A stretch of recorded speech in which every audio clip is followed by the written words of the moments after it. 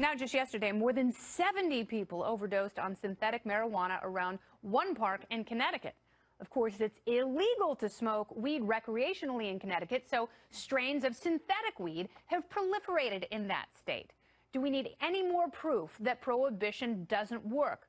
Tonight's panel is here to discuss. She's a correspondent on The Greg Gutfeld Show. Kat Timpf is here, along with National Taxpayers Union Senior Fellow Mattie Duppler and Right Turn Strategies President Chris Barron. Welcome, everyone. Thanks, so, Chris, I will start with you. This is really tragic, and the crisis is getting worse and worse and worse, but all of the solutions have a compounding effect. They don't actually fix what's going wrong. Do you think I'm completely off base by saying maybe we need to take a completely different look at this through the lens of legalization? No, I think you're absolutely right. But I think it's a combination of looking at it through the lens of legalization and also understanding people talk about like these gateway drugs like marijuana, which is not a gateway drug.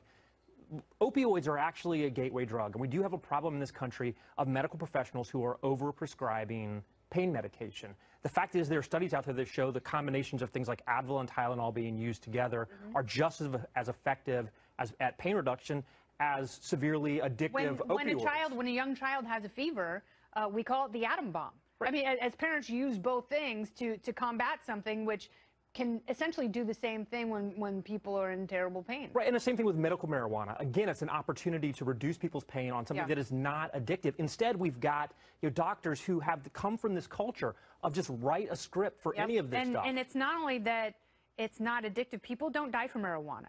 And actually, people die less in states where there is more marijuana available. So we have legal recreational cannabis, you have way fewer opioid overdose deaths. Right. Well, in legalization in Kennedy, I hope I'm not the first person to tell you this, is really far off. And that's the issue, right, is that if we're talking just about legalization, a lot of would-be reformers get turned off because they're not quite there yet. Now, at the federal and at the state level, there's been recognition that the war on drugs has failed, and how do we solve it? I think there's a lot of states that have shown leadership on this issue when it comes to both the drug problem, in particular in opioids, but also incarceration, which, of course, is one of the cascading factors with the drug issue that we face right now. And these are red states, Republican states, that have really been trying to look at this issue through a very critical lens. We have to look at it differently. We have to absolutely look at it differently because, treating cops like they're the military and going after everyone who makes a consensual transaction like they're a criminal doesn't do anything but destroy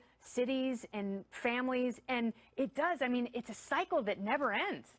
And it's funny because when you talk about cannabis, people think that you're some weed fiend who's just trying to pull people into your private hell. But what's really going on with that? Right. Every single time I say we need to legalize everything, everybody says, oh, what drugs are you doing? You know what? I don't do heroin at all. And it's not because heroin's illegal. It's not like if we legalized heroin, all of a sudden all these people would start doing heroin. People have their reasons for not doing heroin other than it being illegal. And people who do heroin are going to do heroin regardless of whether it's illegal or not. It's ridiculous and un-American to be locking people up and tearing apart families and communities for people making an adult decision about what they want to put into their own bodies. Yeah, and if it's a sickness, treat it like that. Treat it like that and put someone into a treatment facility and not a prison.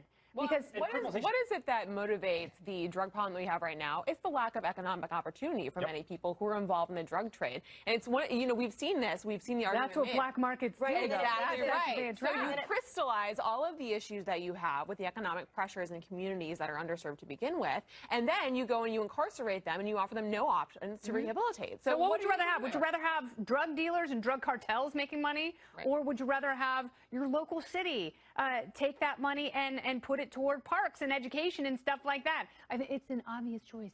However, we've run out of time. We've got so much more to discuss with the panel, including coming up. There it is. Could impeaching President Trump actually help him get reelected? It sounds like an unorthodox strategy, but one former Trump strategist says it's not a bad idea. The panel returns after the break.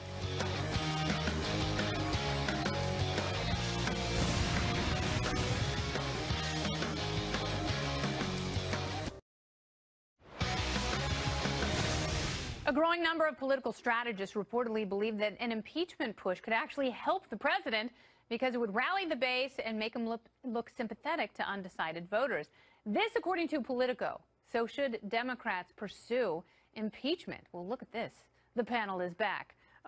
Chris, I will start with you because I know you think this is crazy. I've been saying all along, not only should the president sit with Robert Mueller, they should televise it, and he should dare, if Democrats win the House in the midterms, he should dare them to impeach. I'm fine with him daring the Democrats to impeach because they're going to if they win the House. That's why Nancy Pelosi would love to scream impeachment, but she's not. She's telling her caucus to stand down because she knows it is political poison. But the problem is she can't control the monsters that she's created in the Democratic base. This has always been the Democrats' problem. This expectation that this Russia thing is actually going to lead to Trump being marched off to prison. It's never going to happen. This is a complete fantasy. Democratic leaders Peter Strzok knew that. Democratic leaders have led their base to believe that this is actually going to happen. If they ever get the keys to the House, they're going to have some really difficult decisions to make, and it is going to be awful for them either way. So Steve Bannon says that if Democrats somehow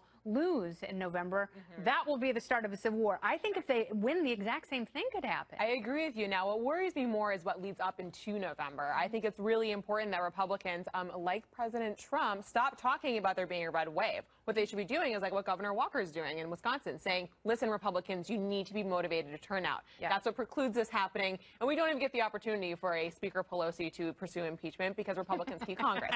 That's what I want to see happen. All right. So what's really going to happen here? Because I know everything with President Trump, love him or hate him, it's always weird. Nothing is normal, and nothing is going to happen the way it happened before, and the press is still going to exist, and the world will keep turning. I also think that impeachment for any other president is, unless you're Bill Clinton, a death sentence.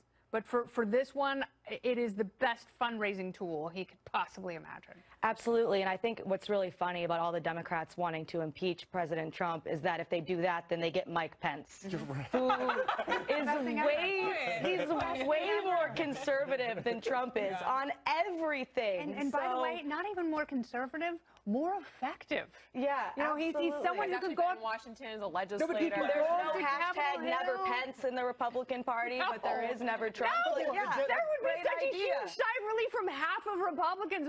Finally, one of us. And their TV, I don't even remember what TV was like before Trump tweets. No, you know what he had to do on shows like this? He had to sit in a room for a couple of hours and trying to figure out what to talk about. But see, now you're trying to figure out what not to talk because everything is insane. Kat, you bring up a really important point. Like, the reality is if Trump's gone, you have President Pence. But that's not what the insane Democratic base thinks. They think somehow they're going to get President Hillary. Yes, I'm telling you, these people are nuts. You know what I don't understand how it works. And this is what is so funny. To your point, they think that Donald Trump is so toxic that he is a lava monster that's going to pull everyone into his hot hell, and they are going to disintegrate. And they're going to get a do-over. They think the same thing with Mike Pence. And if Hillary, President Hillary, isn't rightfully put atop her perch, then somehow Nancy Pelosi will be president. Right, the coronation is forthcoming, but Democrats don't There's have still a barge in the Hudson with fireworks. Democrats always, every other week, they think they have some kind of silver bullet that's going to grant them their blue wave. And it's just a matter Omarosa, whatever palace in D.C. they don't get, that is exactly what landed them where they are right now in President Trump in the White House. It's because Americans, A, think everyone in Washington's a crook anyway, so why not have Donald Trump up there who at least doesn't lie to us about it? But B, the fact that they think that what bathroom we use or whatever social justice issue of the day is the thing that's most important to Americans when really it's about feeding your families and being able to run your businesses the way you want to. They still haven't figured that out. And that's a really good point because there are a lot of people in this country, and it's funny because the polling bears this out. The president is at the exact same point as Ronald Reagan and George Bush. And, at this point in his presidency, and they try and say he's the most unpopular president of all time. People really don't like him. They really don't like his personality and his impulsivity. But like Mattie says, they love a good economy. They love the idea that there's a competitive job market. Right, absolutely. And the main challenge for Republicans is definitely going to be voter enthusiasm. Voter enthusiasm is high among Republicans compared to previous elections, but Democrats, it's a little bit higher. So need to get people excited to go out and vote, which is tough to do because voting is very boring. You know, you sit there in The line. stuff that I think is interesting, taxes, those are You boring. sit there in line, and then there's like not even a roller coaster at the end when you get to the end of the That's line. really funny, but people also say out of one side of their mouth, like, oh, President Trump is the worst, but I love my lower But I tax like rate. being richer. I like being better off You now guys, than I thank you was. so much, Yep. Chris, Mattie, and Kai. Great show. All right, Topical Storm is next. Stay here.